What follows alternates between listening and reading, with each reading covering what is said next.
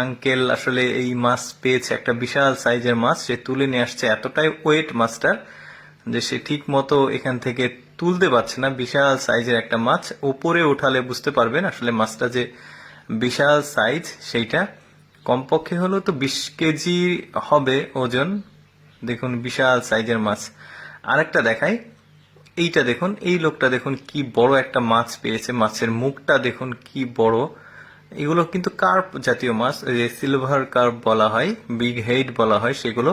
এই লোকটার দুর্ভাগ্য, একদমই দুর্ভাগ্য, এত বড় একটা মাছ পেয়েছে কিন্তু নৌকাতে লোকটা তুলতে পারবে না, মাছটা জাল থেকে চলে যাবে। এটা অনেক আফসোসের একটা ব্যাপার। বিশেষ করে যারা মাছ ধরে তারা কিন্তু জানে মাছ চলে গেলে কত কষ্ট লাগে। এই যে দেখতে পাচ্ছেন মাছটা চলে গেল, অনেক দুর্ভাগ্য তার। এই লোকটা দেখুন, এই লোকটা একটা মাছ পেয়েছে। এগুলো এই যে কার্প জাতীয় মাছ, ব্লাড কার্প।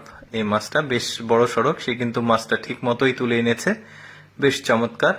এরপর যেটা দেখাবো, এইটা ব্লাড কার্প মাছ, গ্লাস কার্পের মতো লাগছে, বাট ব্লাড কার্প সম্ভবত এইটা। এ কিন্তু মাছটা ছাড়েনি, ধরেছে। এই লোকটা দেখুন, একটা জালে কি পরিমাণ মাছ উঠেছে। সে কিন্তু ওই যে পানিতে জাল দিয়েছিল, ওই একটা জালে তার কিন্তু এত পরিমাণ মাছ উঠেছে সে তুলতে পারছে না, ওজন এতটা বেশি। দেখুন কত মাছ উঠেছে, সবই সিলভার কার্প মাছ। এই যে দেখতে পাচ্ছেন প্রচুর মাছ উঠেছে এই জালটাতে। আসলে এই যে বন্যা যে শুধু আমাদের দেশে হয় তা না, সব দেশেই হয়, সব দেশেই কিন্তু মাছ ধরা পড়ে, বাট আমরা ওই ভিডিওগুলো আসলে দেখতে পাই না। এই লোকটা দেখুন, একটা মাছ জালে পড়েছে, মাছটা যেন চলে না যায় সতর্কতার জন্য সে আরেকটা জাল কিন্তু এই মাছটার উপরে মানে দিল।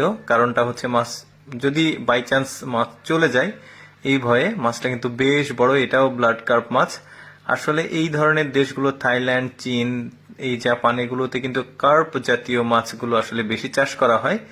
এই লোকটা দেখুন, এই লোকটা এত বড় বড় কয়েকটা মাছ পেয়েছে, সে এই যে ঢালু জায়গা থেকে উঠে আসতে পারছে না। শেষ পর্যন্ত সে মাছগুলো আনতে না পেরে বসেই পড়বে। একটা কার্প মাছ আছে, বেশ চমৎকার আর বড় মাছ।